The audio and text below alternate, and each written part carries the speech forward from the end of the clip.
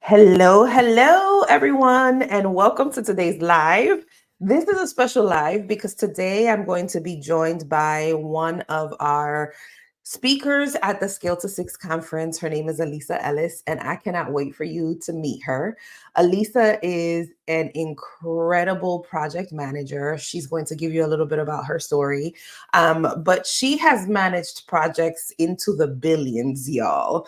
And I think that that is so powerful because there's people who don't know how to manage a $10 budget. And this incredible woman that we're going to get to learn and grow and meet today has managed budgets in the millions and sometimes billions in order to be able to produce some incredible work and to be able to create space and create opportunities for others who are alongside her or coming up after her.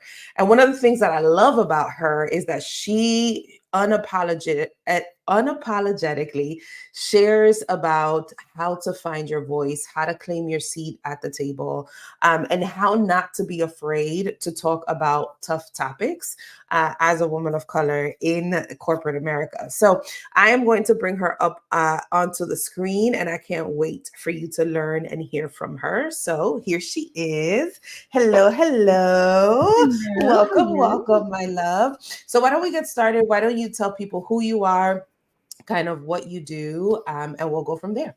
All right, sounds good. But first, I would like to thank you, Susanna, for this prestigious invitation to be a guest speaker at the Scale to Six conference. Thank you so much. I do feel Of honored course. and blessed. So thank you so much. Of Hi, everyone. course. Hi, everyone. My name's Allissa Ellis. As Susanna has shared, I am a senior project manager at a biotech pharmaceutical company in Durham, North Carolina. My overall responsibilities, it's many, but I direct and manage our operations management group, who is responsible for commercial contracting, procurement operations, supplier qualifications, and so many other things. My role Sure. is dual. I'm a senior project manager on the other side. Uh, we have a pharmaceutical company, but we've been building since 2007. So there's a need for a project manager. And so I have some other projects. And so Susanna is correct. Cumulatively, over $1 billion worth of projects over the years, over the scope of my career as a senior project manager. I am passionate for being of service to others, but specifically to women and children. I serve in this capacity as a volunteer birth doula and a court appointed guardian ad litem for children. My life's mission is simple. I love to, or I do, I listen, I encourage, and I inspire others. And I do this through various speaking engagements, leading Mhm. employee sponsored events, and coaching, and so forth. Um, of all of those things, Susanna and everyone, Yep. I'm a believer. I'm a believer, a woman of godly intelligence. At least that's what I would like to think, and that's what I know. Yep. A Yep. mom to two amazing sons, and one of them made me a Lala, which is a grandma. And Oh, so, I love it. thank you. So, thank you for Well, I'm having me. Yes, my love, absolutely. I'm so excited for people to get to meet you and just kind of hear a little bit about your story in terms of what it looked like for you to be able to find your voice in the world of project management. And project management, more often than not, is tends to be a very male-dominated industry. Absolutely. And here you come, just kind of bold and being able to speak and to serve with excellence. So I guess my first question is, what made you want to go the route of project management? How did that happen for you? Yeah, project management, it was nothing that I chose. It was nothing that I said, "Oh my goodness, one day I want to be a project manager." Yeah. Project management chose me. Was Hmm. working for a construction management company in the park in New Research Triangle Park, and my senior project manager, he saw something great in me, that some qualifications in me, some something just different in me. And he asked, "Hey, would you be interested in becoming, a project manager at some point?" And I was like, "I don't know, but tell me more." And so he Sure. took me under his wing, and he showed me the way. And here we are almost, we're over 15 years later, and this is what I do. And this is what I love. I love being a Yeah. project manager, but it's not something that I chose. What I will Yeah. share, Susanna, is I've had a lot of obstacles because I Of course. am a woman and I am a woman of color. So receiving Right. direction from me, and I'm direct, but Yeah. I'm professional. And so, Sure. but receiving direction from a woman and a woman of color sometimes from people that don't look like you, it's different. But in the end, we all get along. Absolutely. So let's talk about that a little bit because that's something that I think right now, project management is all the buzz. Everybody wants to be a project manager because of like I don't know why it is, but more often than not, that's usually what folks are kind of looking to go into. So Mhm. what would you say are some of the things that if you were a woman and you are looking to break into the project management field, what would be some of the things that you would recommend that our sisters have in order to stand out from the rest of the noise? I get this question a lot. I do. And what I share with people is that you have to learn the terminology. So Mhm. knowing the terminology, taking some coursework, working in the field as a coordinator first. I did start as a coordinator. You can go Okay. straight into project management, but you want to be seen, valued, and heard. And if you don't know the terminology, if you're not speaking the language, you want to be respected. So learn the Sure. terminology, um, is what I tell people. Learn that terminology. But next, mentorship. Have a mentor, someone mentor you. Look. There probably are some people within your neighbor, in your, I don't even know what the word is, in your, In your community, in your tribe. thank you, in your tribe, that you could reach Yeah. out to regarding project management if that's something you want to seek. But have a mentor. You must have a mentor, or if you want to grow or go to the next level, a mentor is not a want to, it's a need to. Yeah. So it's not a nice to have, it's a need No, to have. absolutely. Because one of the things that I find when it comes very specific to mentorship is that number one, there's not a one size fits all for No. mentorship, but you definitely need someone who can show you the way and Mhm, most definitely be willing to tell you about yourself, to guide you, to create you to not create, but to lead you to new opportunities in a way that makes the most sense for the place and space that you are right now. mhm, And I think that unfortunately for women, we've been conditioned, I will say, to a degree to think that we have to figure things out all on our own. And if it was a struggle, then that is like in some way, shape, or form a badge of honor. mhm. When we know that that's not true. That's not true. It does not have So to be a struggle. We make it a struggle sometimes, but it does not have to be a yes, that's struggle. one of the things that I say often, right? That struggle doesn't need to be the standard. And I No. think that that's one of the things that many of us have fallen kind of subject to from either from our upbringing or from whoever we've connected with. If like they equate hard work with having to be a struggle, Mhm. when hard work done in excellence is still hard work, but it doesn't always need to be a struggle. Does that make sense? It makes very good sense. It does. It makes sense. So I think that having a mentor helps you to do the hard work and still be able to do it with excellence, but it helps to propel you forward instead of having to like do it difficult on your own, right? Yeah. Which is why we're having you come join us at the conference. Well, So I'm when we thrilled. are thinking through, like, I would love for you to kind of share with our audience what were some of the things that you found when you got into a position of leadership that perhaps was not exactly the way that you had anticipated it in your head? Mhm. What were some of the ways that you were able to find your voice or articulate your value in this type of environment that is so male dominated?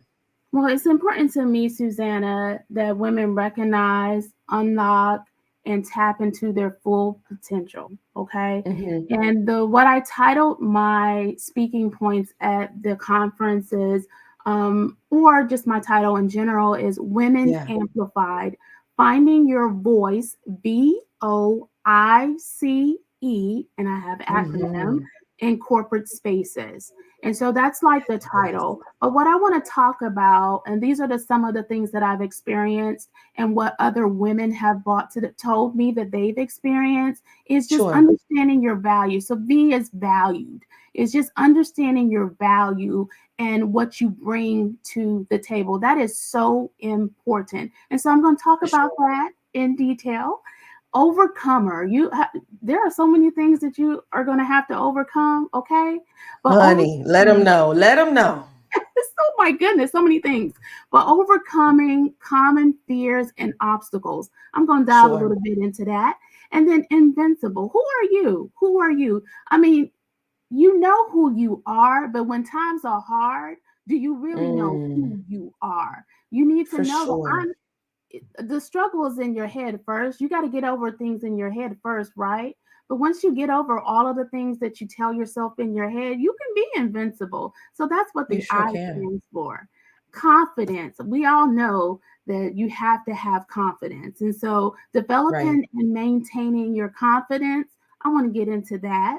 And then being empowered, empowering yourself, and not just yourself, but going back, reaching back and pulling someone else up forward, come with you. That's Yeah. important too. So that's the E, and I want to talk about that at the conference. So being valued, being an overcomer, being invincible, being empowered. I feel like And confident. BOIC, yeah, confidence. I forgot my confidence, or having that confidence. That's key. That's key. No, I love that. I love that. And I'm so excited that we're going to be talking about confidence because when many of the conversations that I've had of with women as of late, they've been through traumatic work experiences. Mm-hmm. Either they've been under the leadership of a very toxic type of manager or supervisor, or they've been made redundant, or they've been laid off from work. And um, man, your confidence takes such a hit It does. because you are a high achiever, because you pour yourself into your work. And I love that you're going to help us to kind of overcome some of these Mm-hmm. fears that we deal with, but also how to find our confidence back. It's almost like finding your defining features, right? What makes you your unique value into the organization. And I think that especially in male dominated industries like project management, sometimes it's really difficult for you to find that ability to operate in confidence because you're either perceived as too aggressive, or you should be of a certain, you should be palatable, right? Like you shouldn't ruffle too many feathers. When in some cases, that is just not, that's not going to get the work done, It's not going to get right? the work done. And you need to be able to have powerful and confident conversations sometimes. Sometimes you have to have difficult conversations, and we'll talk about that more at the Yeah, conference. But sometimes you have to have those difficult for conversations. And you sure. can have those difficult conversations, Susanna, in a respectful way, and everyone walk away from the table better off for it. You can have those type of Absolutely. conversations, but sometimes it's necessary. Absolutely. And I think that one of the things that we shy away from is those difficult conversations, but Mhm, we shy away from them because we've not been equipped with how to handle those types of mhm, conversations. It's almost as if all of the conversations are going to end up into a huge war, or mhm, there's and that's going to be like people are just mad at each other all the time. But I think if equipped correctly, and if the conversation happens early mhm, before it becomes a problem, then a lot of it can be salvaged. But I think we get to a place where it's just like, I don't want to run, like I don't want to deal with it. So yeah, it's easier for me just to avoid it. And avoidance doesn't always get the job done. More and it's often than not, it creates a problem than absolutely. it does a solution. So I have another question for you. Speaking on some of these difficult conversations, how would you practically encourage our listeners and those who are going to be at the conference? How would you practically encourage them to be able to handle a difficult conversation at work? What would be some of the things you would recommend? Oh, that is so good, and I wanted to share that at the con.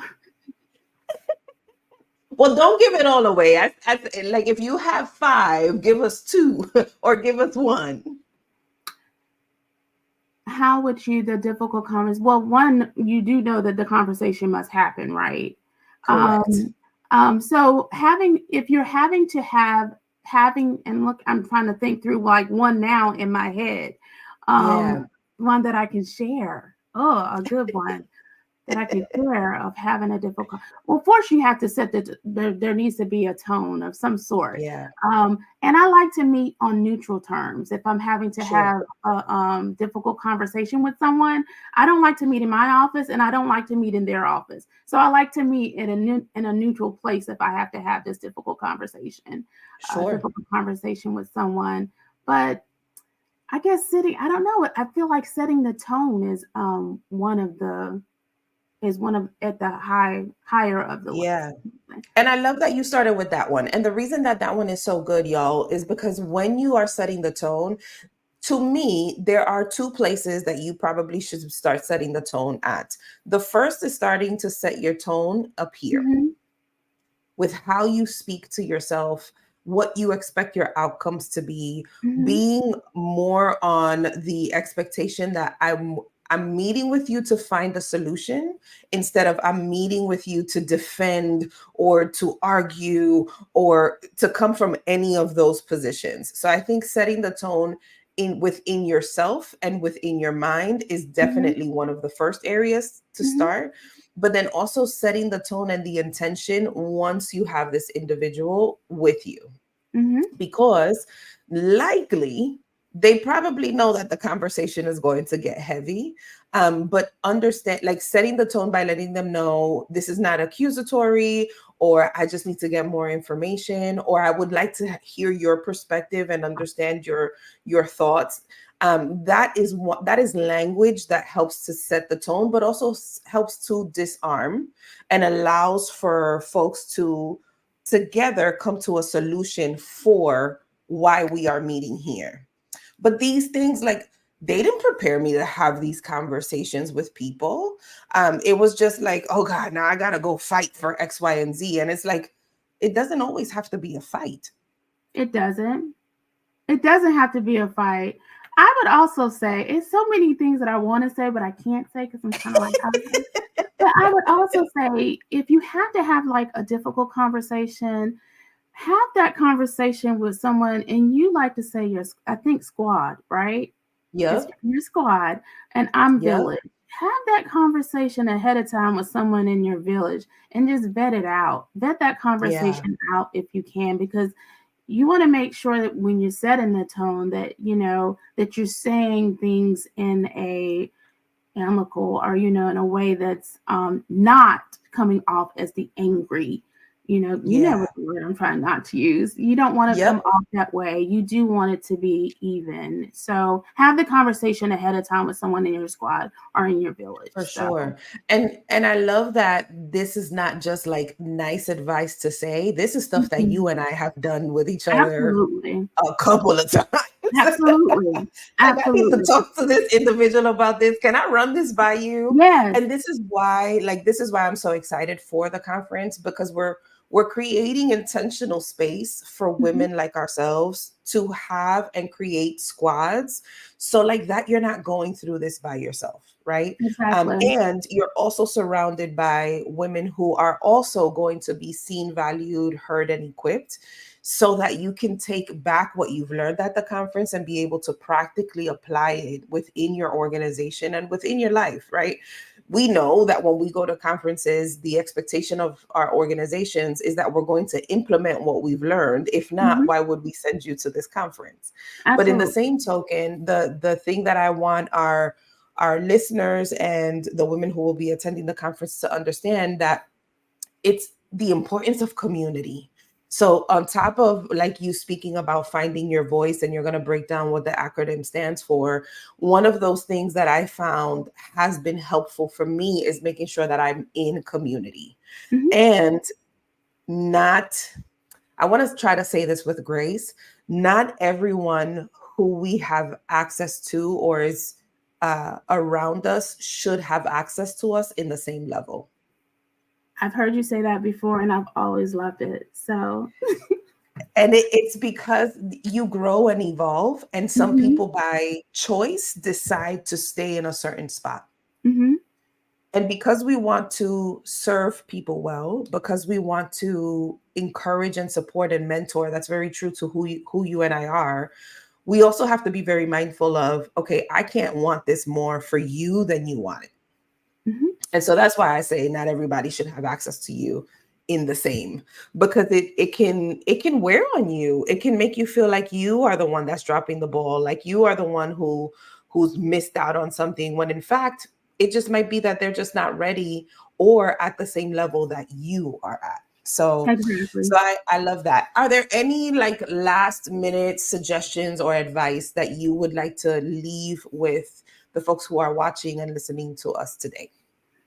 I would encourage everyone to come to this conference. That's what I advise, what I that I would give is because the speakers, like you've really chosen some amazing speakers, and yourself, you're speaking as well. So just you yourself, but I believe that whomever comes to this conference will benefit, will go back, will have some different tools and techniques to take back to the job site and to use. I've attended so many conferences this year, and the conferences I've walked away, and it's been great information, yes, but some of the Yeah, information I couldn't use. But I don't yeah, feel like that's going to be the case at this conference. If you come, for you sure. will learn how to find your voice for certain. I know that for sure. Absolutely.